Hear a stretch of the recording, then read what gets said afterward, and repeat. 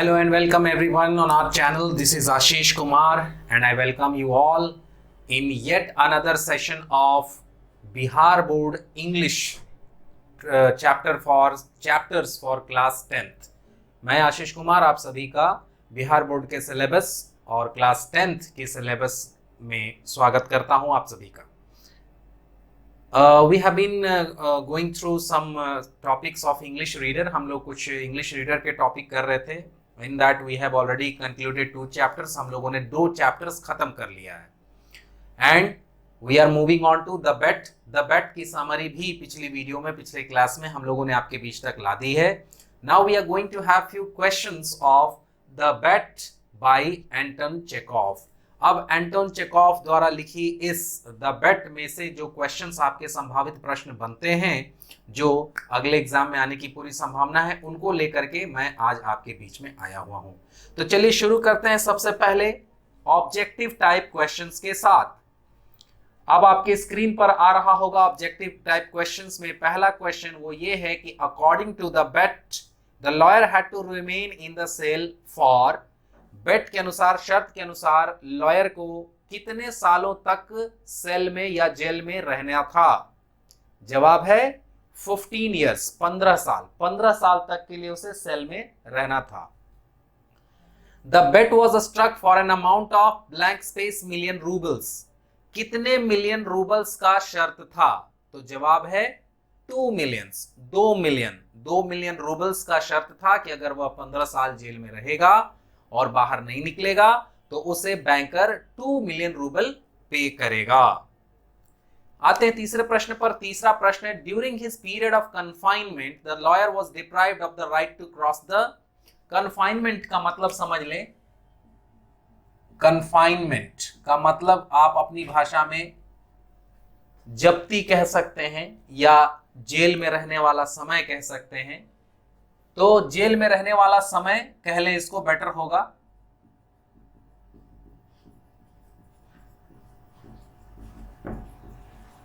मतलब जब वो कन्फाइनमेंट में रहेगा या अपने हिसाब से जेल में रहेगा, तो डिप्राइव ऑफ का मतलब होता है वंचित करना,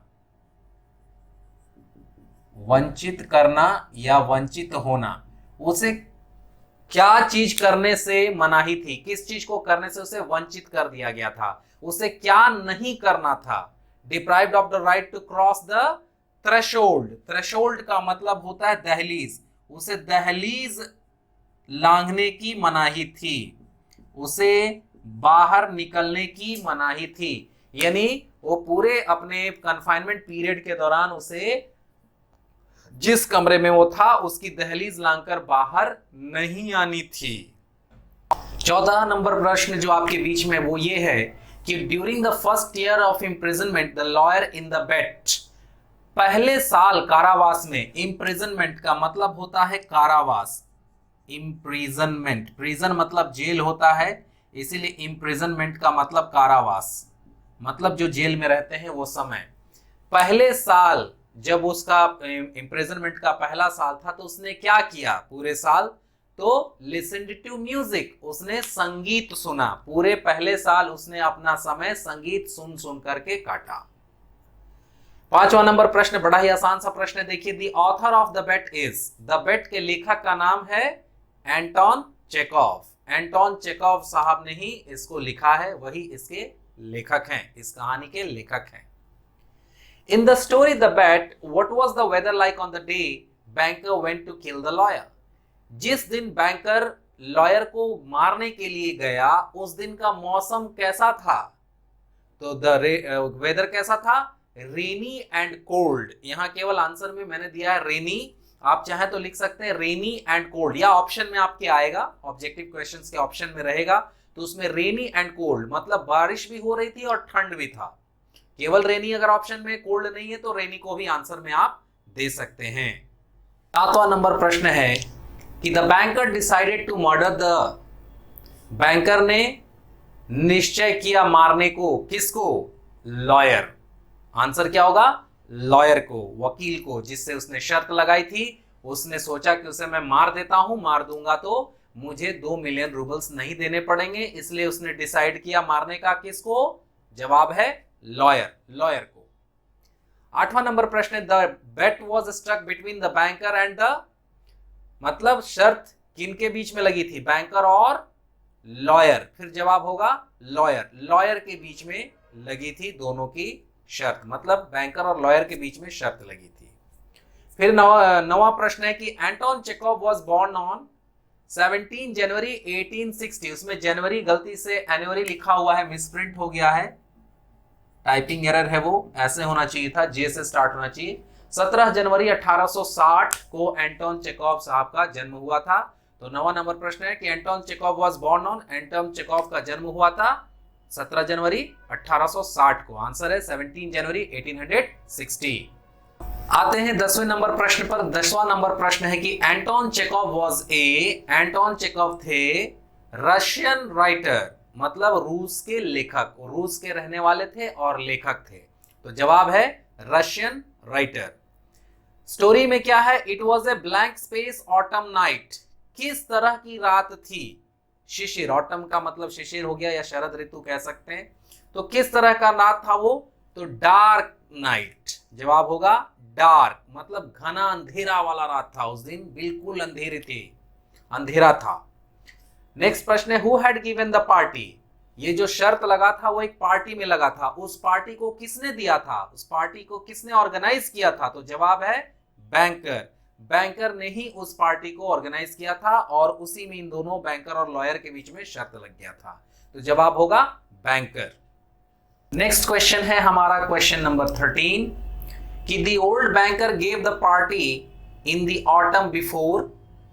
अब कहानी में आगे चल गए हैं हम लोग और अब बैंकर हमारा बूढ़ा हो गया, तो कह रहा है कि ओल्ड बैंकर ने पार्टी कितने साल पहले दी थी, तो जवाब है 15 ईयर्स, 15 साल पहले, क्योंकि कहानी में सीधे 15 साल का ब्रेक आया है, 15 साल की ही शर्त थी, इसीलिए जवाब होगा 15 ईयर्स।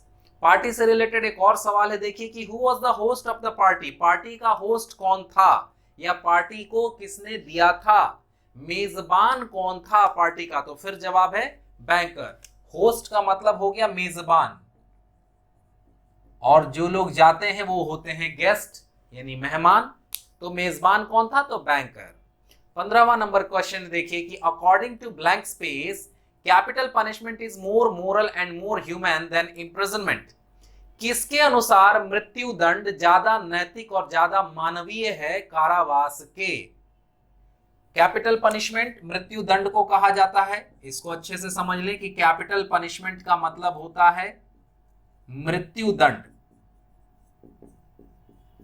उसके बाद मोरल का मतलब नैतिक हो गया, और ह्यूमन का मतलब हो गया मानवीय, दयालु भी कह सकते हैं या मानवीय भी कह सकते हैं। तो किसके अनुसार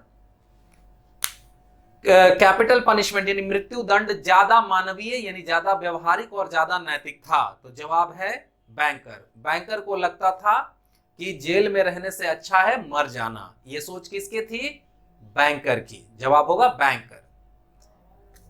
उस समय जब शर्त लगा था तो नेक्स्ट प्रश्न है कि young lawyer was about blank space old, तो कितना साल का था हमारा यंग लॉयर, लॉयर साहब उस वक्त जब शर्त लगा था तो उनकी उम्र क्या थी, तो जवाब है 25 ईयर्स, 25 साल।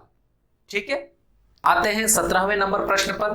17वां नंबर प्रश्न है कि who said it is better to live somehow not than not to live at all, किसने कहा था कि किसी तरह जीना बेहतर है बिल्कुल न जीने से, मतलब मर जाने से कहीं बेहतर है जी लेना, ये किसके विचार थे, तो जवाब है लॉयर, ये वकील ने कहा था कि ऐसा मरने से अच्छा है किसी तरह जी लेना। 18वां नंबर प्रश्न है कि the lawyer red only books with blank space theme in the first year of confinement, पहले साल जो उसके जेल के थे उसने किस तरह की किताबें पढ़ी, लॉयर ने किस तरह की किताबें पढ़ी थी, तो लाइट थीम, हल्के मजाकिया लहजे वाली किताबें, छोटी छोटी किताबें, छोटे विषयों पर, हल्के विषयों पर आधारित किताबें। बाद में उसने बड़े गंभीर गंभीर विषयों पर किताबें पढ़ी थी और उसने लगभग बहुत सारा ज्ञान अर्जित कर लिया था। 19वां नंबर प्रश्न है कि who said execution kills instantly, life imprisonment kills by degrees, किसने कहा था कि एक्सिक्यूशन मतलब फांसी तुरंत मार देती है और जीवन भर जो कारावास होता है, आजीवन कारावास, वो तिल तिल करके मारता है, यह विचार किसके थे, तो जवाब है बैंकर। ये विचार थे बैंकर के। आखिरी प्रश्न ऑब्जेक्टिव का यहां दिया हुआ है आपकी स्क्रीन पर कि इज कैपिटल पनिशमेंट जस्टिफाइड, क्या कैपिटल पनिशमेंट सही है, क्या मृत्यु दंड सही है।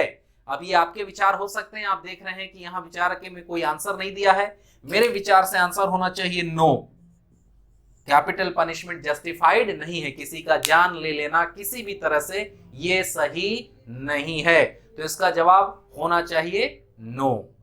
तो ये थे कुछ वो ऑब्जेक्टिव क्वेश्चंस जिनके आने की संभावना है आने वाले कुछ एग्जाम्स में। और अब हम लोग चलते हैं एक दो डेस्क्रिप्टिव क्वेश्चंस भी देखते हैं कि डेस्क्रिप्टिव क्वेश्चंस अगर इस पे खासकर 2-2 नंबर वाले अगर क्वेश्चन बनते हैं तो वो कैसे बनेंगे। आइए देखते हैं डेस्क्रिप्टिव क्वेश्चंस।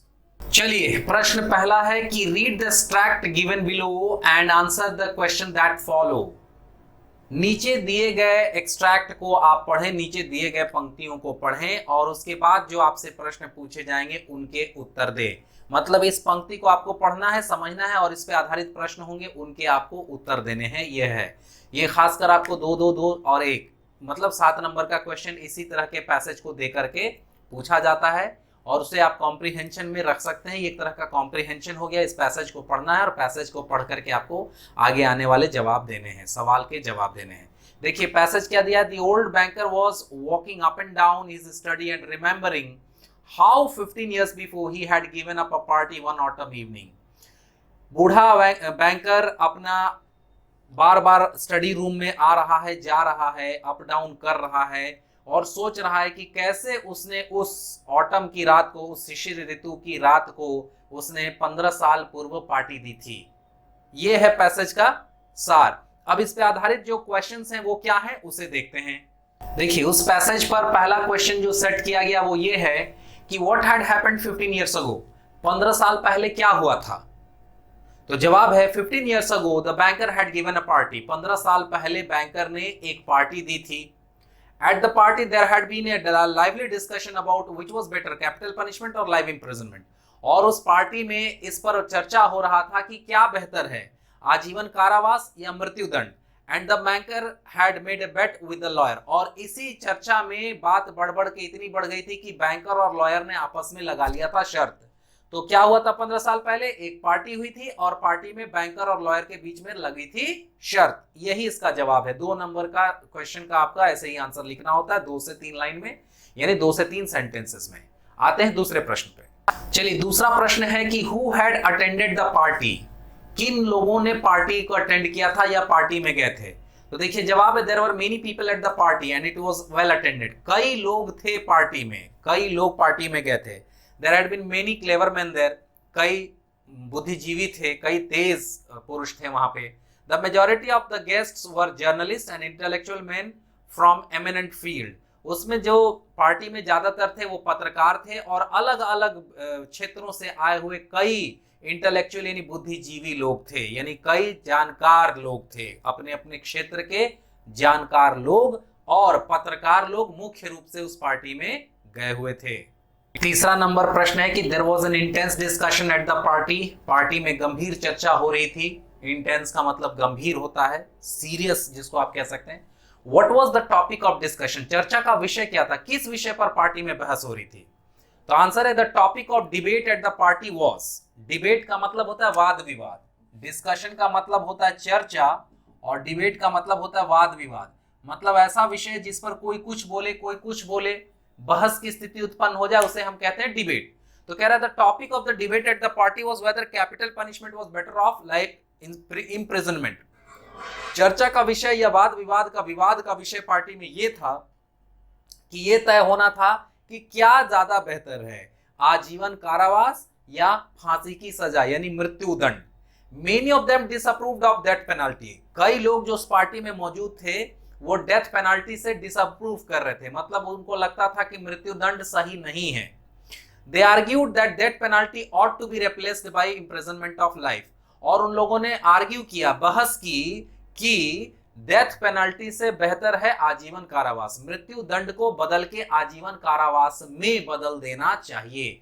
इसी विषय पर उस पार्टी में हो रही थी चर्चा या हो रहा था वाद विवाद।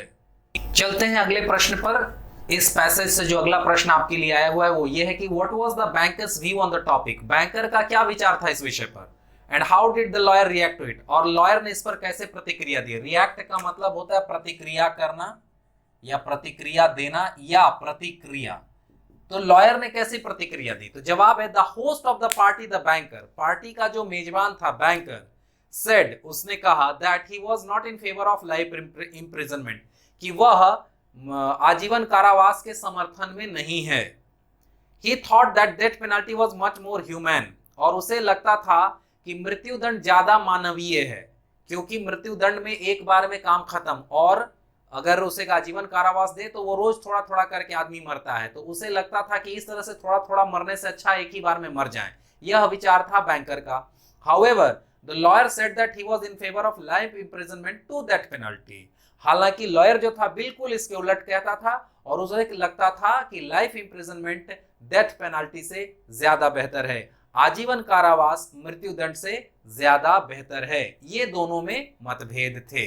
चलिए उसके बाद जो पांचवा प्रश्न है वो ये है कि what bet did the banker and the lawyer have, किस तरह का शर्त बैंकर और लॉयर के बीच में लगा था, लॉयर और बैंकर ने किस तरह का शर्त एक दूसरे से लगाया था। तो जवाब है ए हीटेड डिस्कशन अरोज, अराइज का मतलब होता है उठना, उगना, यहां उठना सेंस लगा लें, तो इसी का पास्ट फॉर्म है अरोज, यानी उठ गया था। हीटेड का मतलब गर्मा गर्म, हीट मतलब ऊष्मा गर्मी, तो एक गर्मा गर्म बहस हो गया था। When the lawyer said that he would prefer the life imprisonment to death penalty, जब लॉयर ने यह कहा था कि वह आजीवन कारावास चुनना पसंद करेगा डेथ पेनल्टी लेने की बजाय, यानी अगर उसको ये ऑप्शन दिया जाए कि तुम्हें सजा के रूप में मृत्यु दंड चाहिए कि आजीवन कारावास चाहिए, तो वो लॉयर का मानना था कि मैं तो आजीवन कारावास लूंगा, मृत्यु दंड नहीं अपनाऊंगा।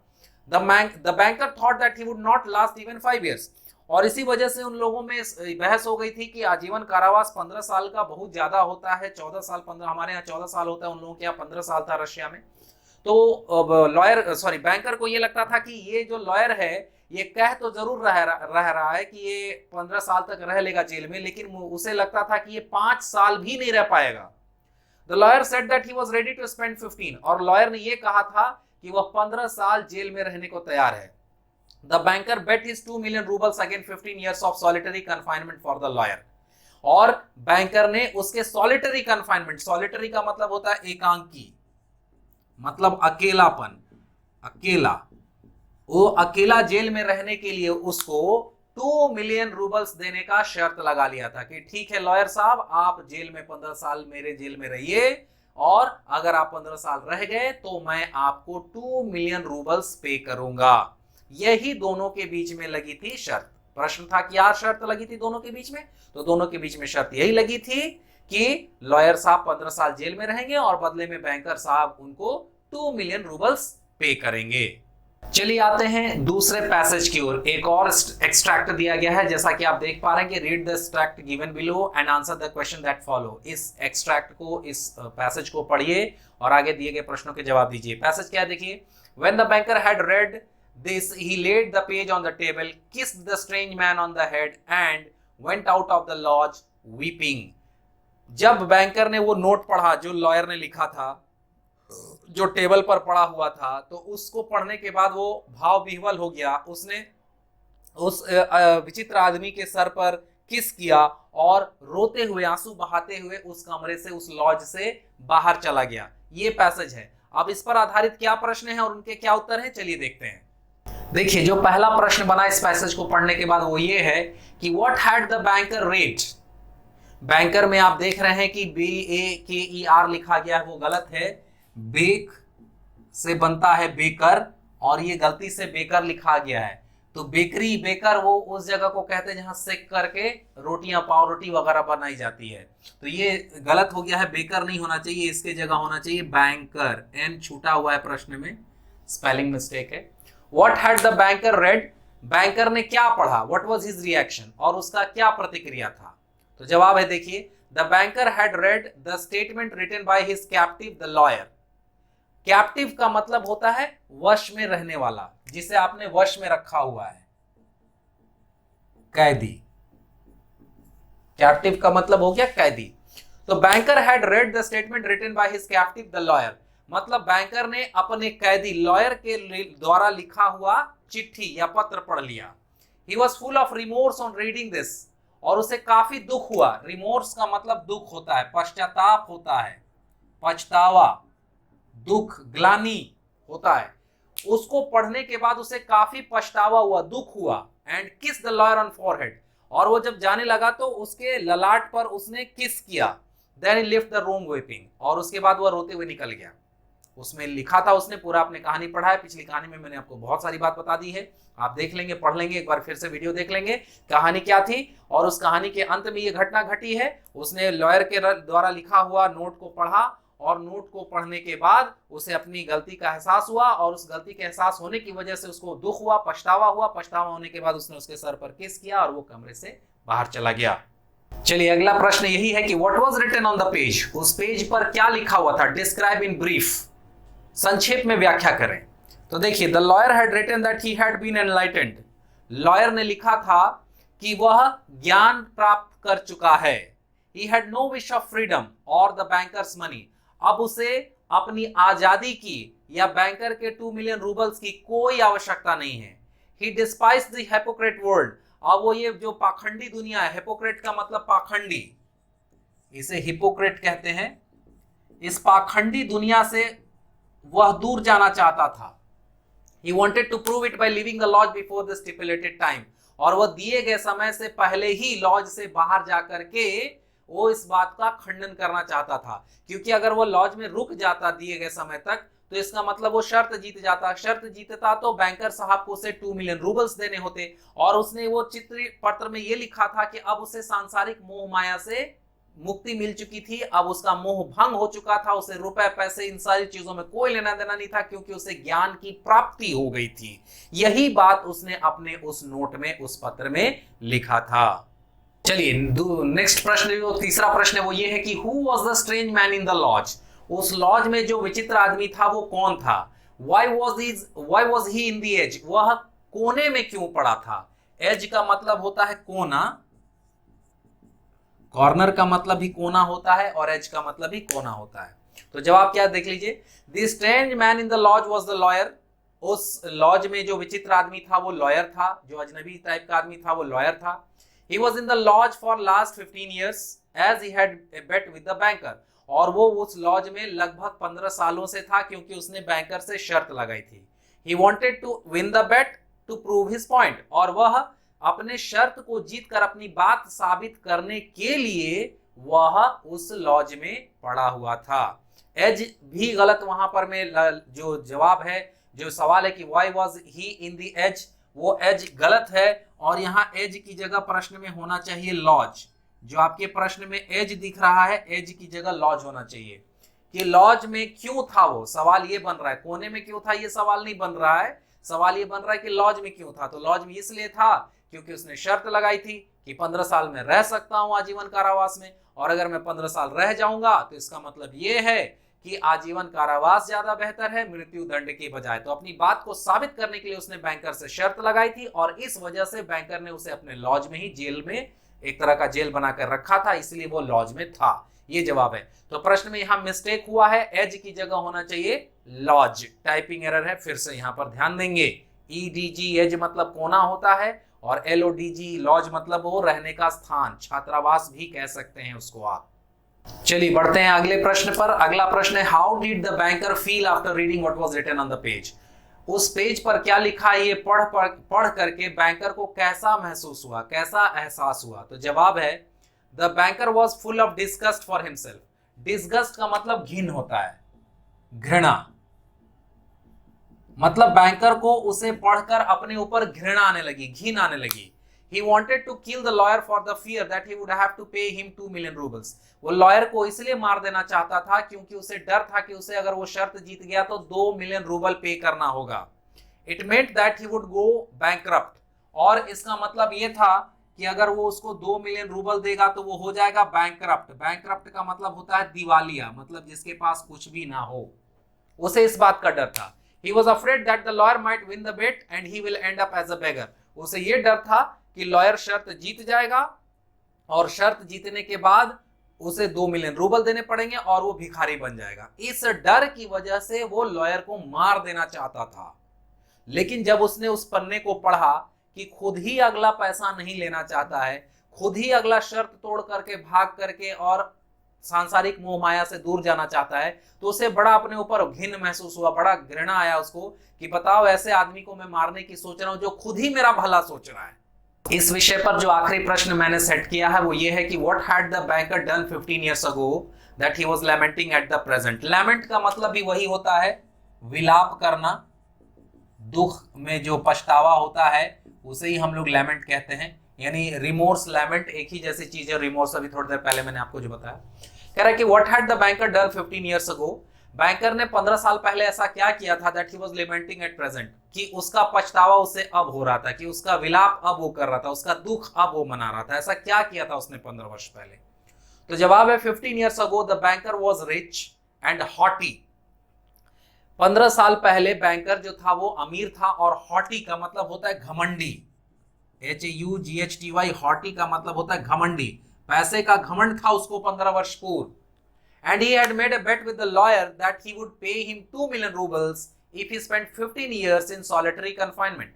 और उसने इस घमंड के चलते लॉयर से ये शर्त लगा ली थी कि वो उसे 2 मिलियन रूबल पे करेगा यदि लॉयर उसके द्वारा दिए गए जेल में अकेला 15 वर्ष बिताता है, यानी 15 वर्ष की एक तरह से सजा काटता है तो। However, he had lost his fortunes during this period। हालांकि 15 साल में बैंकर का जो किस्मत है वो खराब हो गया, and was now lamenting on what he had done, और इस वजह से अब उसको अपने वो किए पर पछतावा हो रहा था, क्योंकि जो भी उसने पैसे कमाए थे, जो उसके पास धन था, वो धीरे धीरे धीरे धीरे धीरे धीरे करके खत्म हो गया, और अब उसके लिए 2 मिलियन रूबल्स चुकाना बहुत बड़ी राशि बन गई थी। आज से 15 वर्ष पहले उसके लिए वो तुच्छ राशि थी, लेकिन आज के डेट में उसके लिए बहुत बड़ी राशि बन गई थी, क्योंकि वो धीरे धीरे गरीब होता जा रहा था। और अगर वो ऐसा शर्त नहीं लगाया होता तो उसे आज ऐसा नहीं करना पड़ता, उसे भिखारी बनने की उम्मीद बिल्कुल नहीं होती, और इसी गलती के लिए वह वर्तमान में पछता रहा है, उसको विलाप करना पड़ रहा है, उसे पछतावा हो रहा है। तो यही इसका है जवाब। तो इस प्रकार हम लोगों ने एंटोन चेखोव द्वारा रचित इंग्लिश रीडर के चैप्टर 3 द बेट की कहानी और उस पर आधारित कुछ प्रश्नों को देखा। हालांकि इतने प्रश्न बहुत ज्यादा तो नहीं है, लेकिन इतने काफी हैं आपके दिमाग में ये डालने के लिए कि कहानी है क्या, और इस कहानी को अगर आपने अच्छे से समझ लिया है तो परीक्षा में अपने शब्दों में भी अगर 2-4 लाइन मिला करके आप लिख देंगे तो आपके वीक्षकों के द्वारा, वो टीचर जो कॉपी जांचते हैं, उनके द्वारा आपको पूरे नंबर मिलने के आसार हैं, और इस प्रकार आप अंग्रेजी में भी अच्छे नंबर लाने की उम्मीद कर सकते हैं।